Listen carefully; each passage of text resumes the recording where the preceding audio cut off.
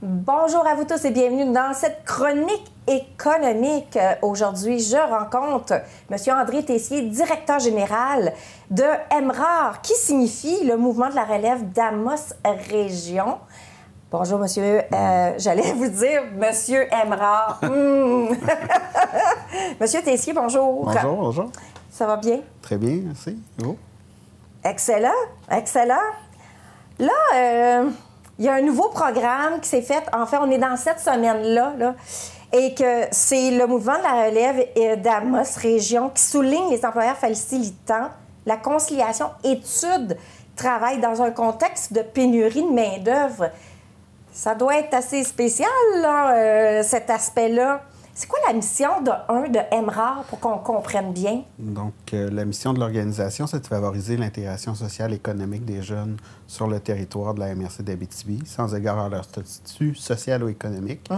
Donc, tout l'aspect de persévérance scolaire, surtout dans cette semaine qui est les journées de la persévérance scolaire, c'est au courant de la semaine que ça se passe. Donc, de faire en sorte d'allumer un peu l'employeur sur l'aspect de la persévérance scolaire et l'utilité de la persévérance scolaire pour eux, malgré le fait qu'ils en ont besoin de ces jeunes-là qui font quelques heures dans leurs entreprises.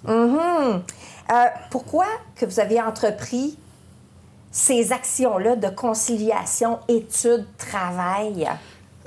Le rôle du MRAR dans l'aspect est beaucoup dans l'accompagnement des jeunes. Donc, on est à travailler avec les jeunes dans l'accompagnement en persévérance scolaire, soit à l'école des adultes, soit dans nos écoles secondaires. Donc, on réalisait avec nos interventions que une des premières problématiques sur la persévérance scolaire, c'est la conciliation études-travail, ou plutôt la non-conciliation études-travail. Il y a quelques entreprises qui ont des besoins de main-d'œuvre et qui comblent ces besoins de main-d'œuvre-là par les étudiants et étudiants dépassés une quinzaine d'heures quand on est au secondaire. Ça devient difficile de concilier ses études à travers ça pour un jeune de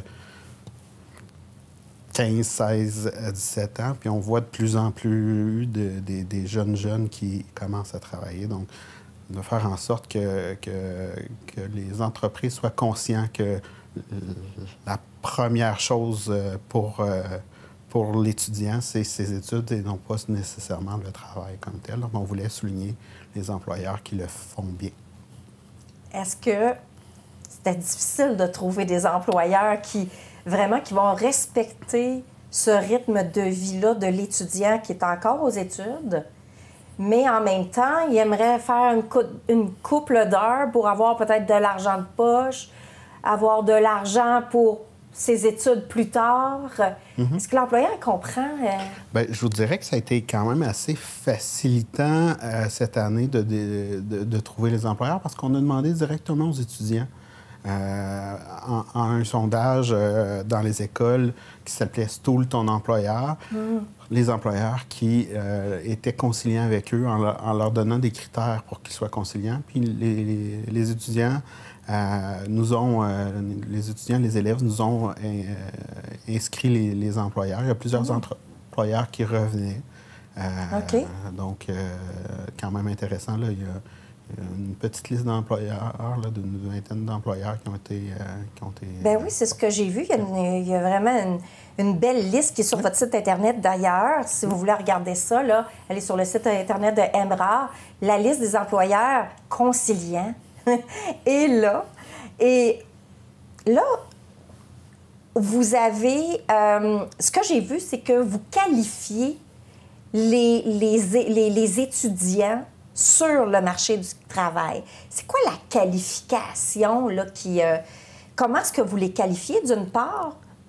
Nous, dans le fond, on ne qualifie pas les jeunes. On est là pour les accompagner dans leur démarche de maintien aux études et de retour en emploi. OK. Ça veut dire quoi, cet accompagnement-là? Spécifiquement persévérance scolaire ou on y va général sur l'ensemble? Ça peut être général. OK. Généralement, on accompagne un jeune qui veut se trouver un emploi, on va l'accompagner dans ses démarches d'intégration d'emploi jusqu'à les démarches de maintien. Donc, on va l'accompagner dans toute la rédaction de curriculum vitae, dans les différentes difficultés qu'il peut vivre aussi à son quotidien qui va l'empêcher à s'intégrer au marché du travail. Et on va l'accompagner dans le maintien en emploi, c'est-à-dire dans tous les éléments qui peuvent faire en sorte que ça va être difficile de maintenir son emploi. Au niveau de la persévérance scolaire, plus précisément, mais on va jouer sur les éléments qui font en sorte que les jeunes vont décrocher. Donc, on va accompagner individuellement ou en groupe les jeunes qui sont à risque de décrocher pour s'assurer que, donner un exemple concret, on parle du saut persévère, là, un jeune en accompagnement avec nous en début de parcours de retour à l'école, à la formation générale adulte. Le jeune travaille 25 heures par semaine. Il est aux études à temps plein en formation générale adulte. Il trouve ça difficile. Bien, la première intervention, c'est de l'allumer sur le fait que c'est peut-être un peu trop, ces heures de travail. Donc, avec lui, on l'a accompagné là-dedans. Comment il pouvait le dire à l'employeur et tout. Donc, on l'accompagne dans ça pour qu'il se réalise qu'est-ce qui est sa priorité. C'est-tu de finir ses études ou c'est de travailler? Donc, bien sûr, il a besoin de travailler pour les besoins qu'il a, mais de s'assurer qu'on s'enligne vraiment avec lui sur la bonne partie de ce qu'il veut dans la vie, c'est-à-dire maintenir ses études et être diplômé en bout de ligne.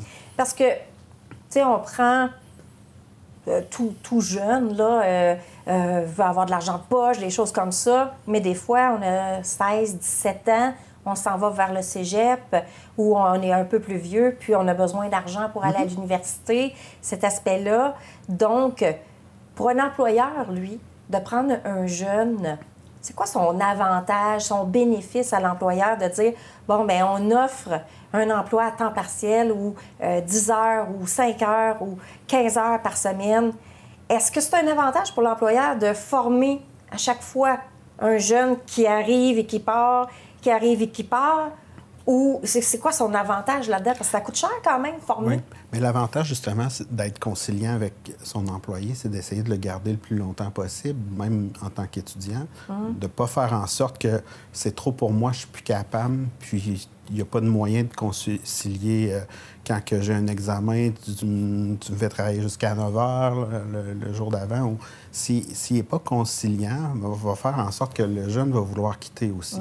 Et un jeune qui quitte ou qui trouve son employeur pas conciliant, mais ça ne l'aide pas dans le recrutement non plus, l'employeur. Donc, je pense que ça peut venir aider, soutenir l'employeur s'il adopte des comportements, des attitudes, des éléments qui font en sorte de concilier l'étude et le travail. On ne dit pas travail-étude parce que c'est la priorité pour le jeune, c'est ses études. On veut qu'il soit qualifié dans la vie pour qu'il puisse avoir une bonne capacité d'achat, une bonne capacité à vivre sa vie pour pouvoir faire bénéficier économiquement l'employeur après, parce qu'il va vouloir acheter ses produits qu'il vendait ou peu importe. Ouais.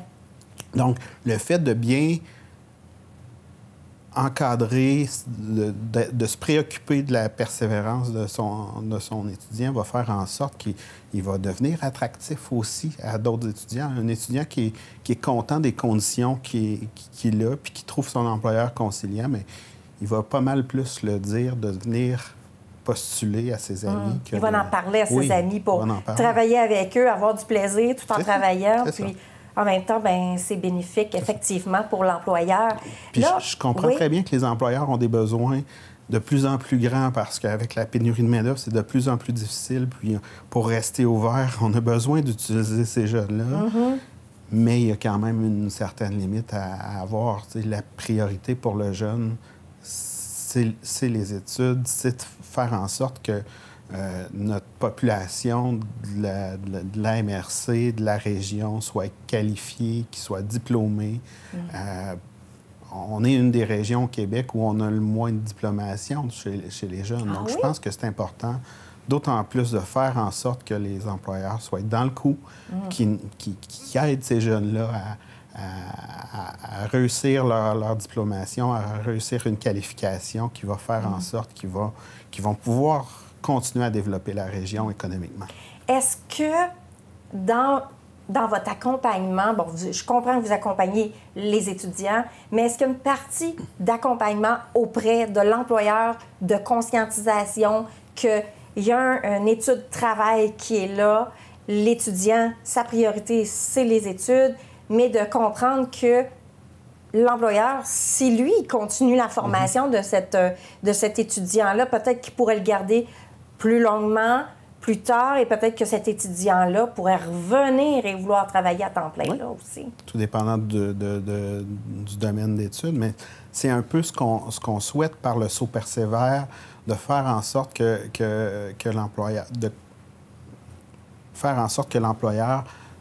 les employeurs soient davantage préoccupés à la conciliation études-travail et de leur donner des outils pour le faire.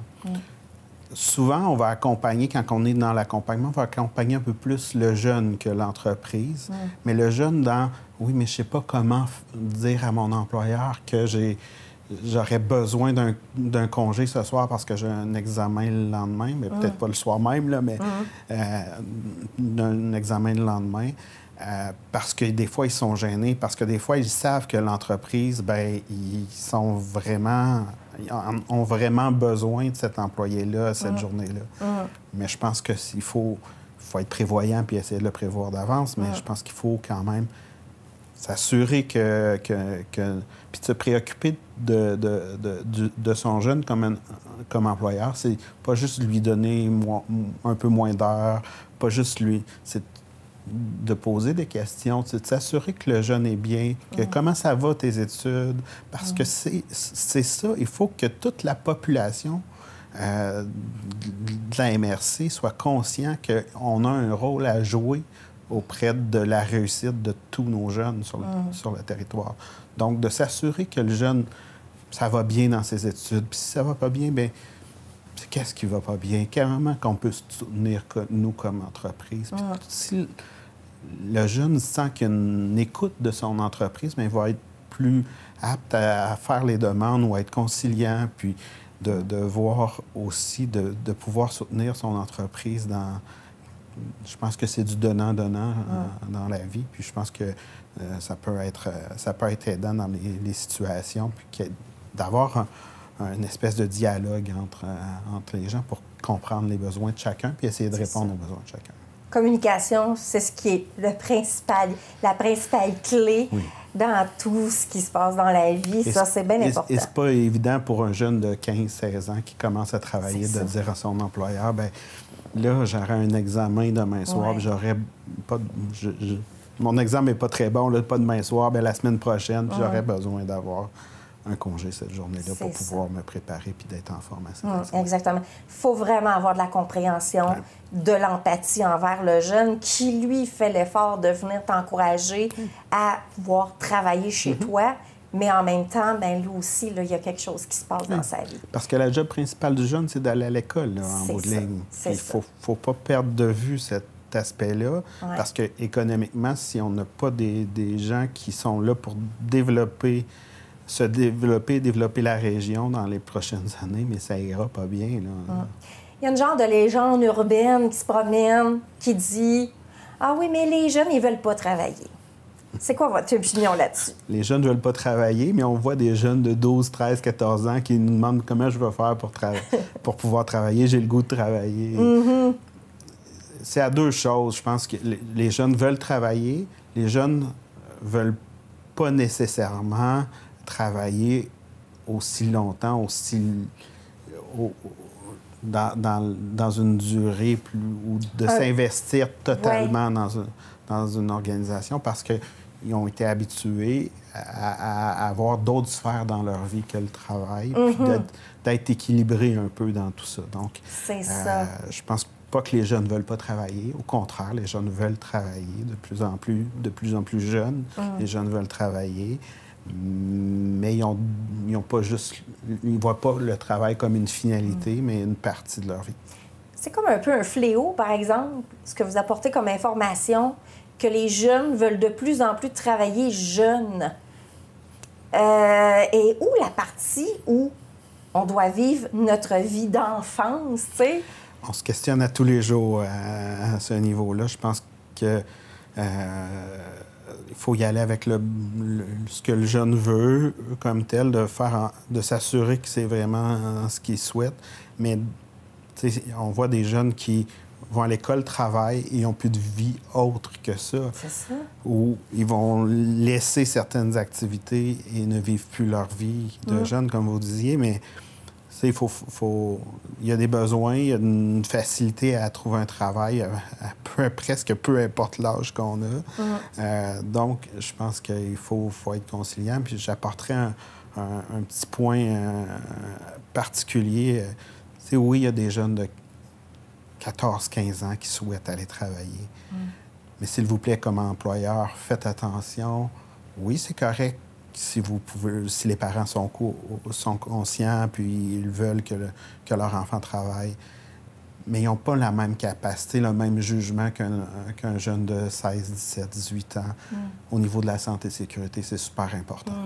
Effectivement, parce que la CNSST en a déjà parlé de ça, comme quoi qu'il y avait plus d'accidents maintenant qui se passaient du fait que les jeunes étaient de plus en plus jeunes à travailler sur le marché du travail. Ça sera un autre point pour une autre fois. Merci beaucoup pour cet entretien. C'était vraiment intéressant.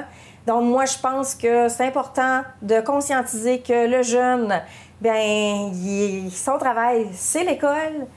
Puis, il y a une partie qui vient aider l'employeur dans sa mission d'entreprise. Donc, il faut y faire attention si on veut que tout le monde reste en santé. Alors, merci tout le monde pour cette chronique économique. Nous, on se voit pour une autre prochaine fois. Ciao tout le monde!